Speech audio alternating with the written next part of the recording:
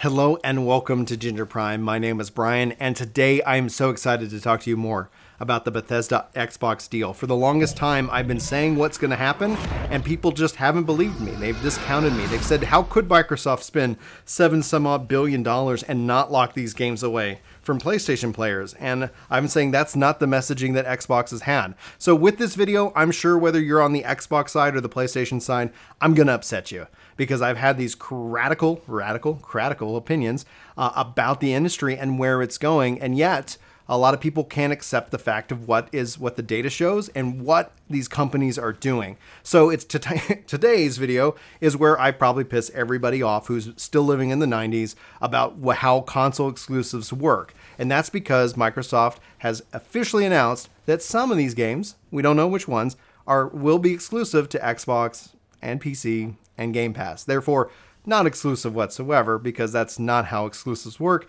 And furthermore, we're going to see them publish plenty of games on PlayStation and other platforms. So we're going to talk about it in detail for this video. Like I said, I'd love to know your thoughts. If you feel like you want to just yell at me, you can do that too. Comment section is open. Just be respectful to all those who you're talking with down there, please. But beyond that, you can jump to my opinion of this video. We're going to cover the news first, but you can use the playhead to just kind of skip over it if you don't want the details and you just want to know what my crappy internet opinion is. Any and all opinions are welcome. That is what this is about. It's about a discussion. But first, let's dive into the news. This is an exciting day for Xbox. Today, we officially complete the acquisition of ZeniMax Media, parent company of Bethesda Softworks. It's an honor to welcome the 8 incredibly talented developer studios: Bethesda Game Studios, id Software, ZeniMax Online Studios, Arcane, Machine Games, Tango Gameworks, Alpha Dog, and Roundhouse Studios, and their passionate global communities to the Xbox family. Now that everything is official, we can begin working together to deliver more great games to everyone. At every step building towards this moment, I've been inspired and motivated by the creativity, insight, and community-first approach of the talented people at Bethesda. Our goal is to give these teams the best foundation for doing their greatest work and to learn from them as we continue to build Xbox into an inclusive platform for all players. This is the next step in building an industry-leading first-party studio team, a commitment that we have to our Xbox community. This, in addition with the Bethesda creative teams, gamers should know that Xbox consoles, PC, and Game Pass will be the best, should just echo best place to experience the new Bethesda games, including some new titles in the future that will be exclusive to Xbox and PC players. All right, let's come back to that in a second. As we shared previously, it's vitally important that Bethesda continues making games the way that it has. We look forward to empowering Bethesda creative teams to reach even more players around the world, helping to make future Bethesda titles the biggest and most popular games in their history. Xbox and Bethesda have long shared a common vision of the future of gaming, both as fans and as creators, and Bethesda understands the potential of Xbox Game Pass. Now, they go on to say these games will soon be showing up probably this week in Xbox Game Pass, so that is huge and exciting, especially if you're a Game Pass subscriber. But now let's talk about the opinion, because there's a lot of detail, a lot of information I want to break down here as well. I also have a couple of tweets that I want to highlight, but we'll get to those tweets here in just a quick second. First and foremost, I long have held the belief that exclusives and how they used to work and how they used to sell consoles doesn't necessarily mean what it used to mean. Yes, you buy a console to play an exclusive game. That still is true, but for how long? Because even Sony sees the writing on the wall. Even Sony is bringing their games to Xbox, which they are bringing MLB The Show 2021 to Xbox and PC and other places, and their first-party lineup as well. The age of the time exclusive is coming, and this is going to be an age where gamers win. I have no problem with the studio, a first-party studio, Xbox and Bethesda in this case, saying, "Hey, we're gonna keep this game on our platform for a year." I hope that it doesn't go beyond that, but I can see some business things that say we're gonna keep it longer than that. I can see, in the case of Bethesda, multiplayer games being cross-platform, cross-play everywhere. It doesn't make sense, especially from an online multiplayer game, to lock that down. So ESO fans, everybody out there, fear not. It's going to be where it's at, and that's not going to change. The question remains about Starfield, which we haven't seen much of. If it's a multiplayer game, I bet it's going to be everywhere. If nothing else, I bet it's going to be everywhere and then on PlayStation within like a year or something within that cycle. I think it's also going to be a bargaining chip. I think Microsoft wants to put their games everywhere. They're publishing on all platforms. They're selling games everywhere. Game sales, I think, is the most critical factor over console sales. And in contrast, Sony agrees. That's why they're bringing their first-party lineup to PC. It will be interesting to see if these two big giants can come to the table and start bringing kind of their other first-party, more known to their platform exclusives to the consoles themselves. I think that's probably further off in the future, or less in the realm of possibility for now, even though I would love to see Halo on PlayStation, because I think Halo as a game would benefit greatly. When you talk about why people play Call of Duty and talk about Call of Duty, and even though it's another year, it's another Call of Duty, it's because it's everywhere. And Halo isn't. And neither is Spider-Man. So going back and forth, when we look at the core data, when we listen to the words that Phil Spencer says about being gamer first, it takes courage, it takes daring, because to change the model, to change the expectation we all have of how the industry functions, of why you buy that physical console, the freeing aspect should be that you shouldn't have to buy the console.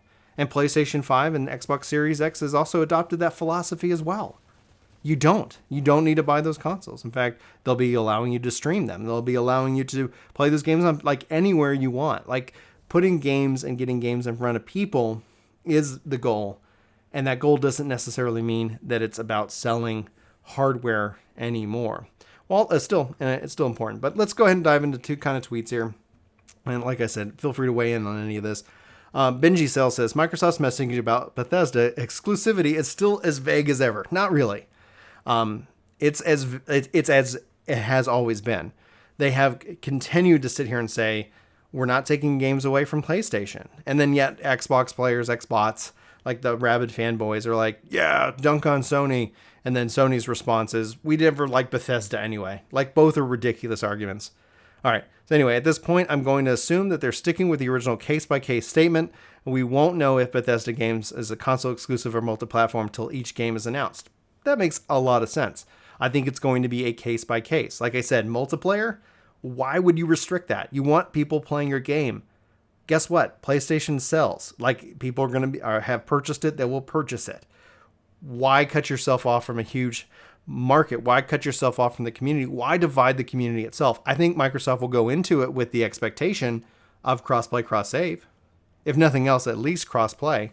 Sony's been a little bit stingy, real poorly managed with their cross-save mentality, because they know that means people can leave their ecosystem. And Sony has been notoriously awful when it comes down to that mindset. And I judge them for it. Honestly, it's a point where, like, if you're looking at playing certain games, I'm like, maybe don't consider Sony, because you won't have the flexibility later.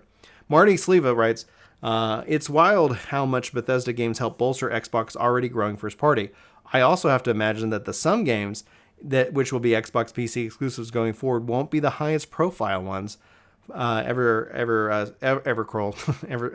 Scrolls 6. I don't know why I struggled with that one. Fallout, Starfield, Indiana Jones will come to PS5. So Marty dropping the mic saying that these games are coming to PS5. I think that these games are coming to PS5. I think when you look at the line best place to play, it's going to be a part of Game Pass. And there might be some exclusivity, like in terms of timed.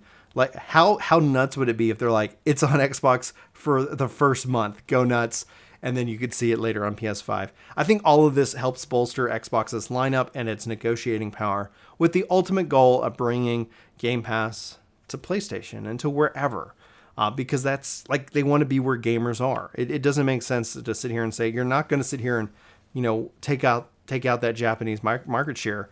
So why not be in Japan? Why not be on PlayStation? Because then you can develop that community that's actually more around the games than they are the platforms that run them. I play on PC. I play on Sony. I play on Xbox. I play on Nintendo. Like, that's what if you're fortunate enough to be in a position where you can afford everything, what does it matter where you play? Anyway, that's the question I leave to you guys. Like I said, I've been hammering this home. My position stands.